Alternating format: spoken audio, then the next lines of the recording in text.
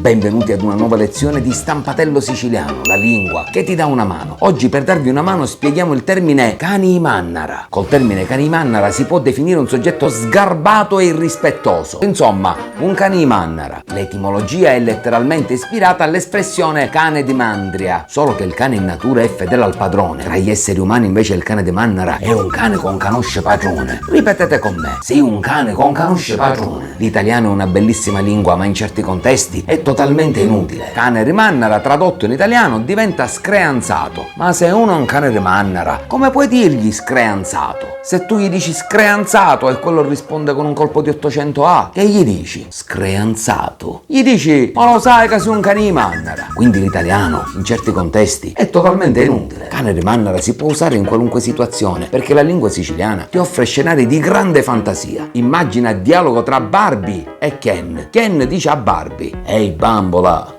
lo sai che hai le tette di plastica? E Barbie: ehi Ken, ma lo sai che sei un Ken di Mannara? Immagina in Rocky 4 Ivan Drago che dice a Rocky la famosa frase: io ti spiezzo in due. Nella versione originale Rocky rimane in silenzio, ma se l'avessero girato in Sicilia Rocky avrebbe risposto: a chi spezza in due? Io ti scricchio tutto, cane di Mannara. Fatti stu film. Pensa se la storia fosse stata scritta in siciliano. Dal promontorio di Gibilrossa Garibaldi, guardando Nino Bixio, esclama: Nino, domani a Palermo. E il giorno dopo arrivarono a Palermo Garibaldi e Mille. Ma se la storia fosse stata scritta in siciliano, Garibaldi dal promontorio di Gibilrossa guardando Nino Bixio esclama: cane di Mannara, domani a Palermo. E il giorno dopo arrivarono a Palermo Garibaldi e Mille cane di Mannara. Ci vediamo alla prossima lezione di Stampatello Siciliano, la lingua che ti dà una mano.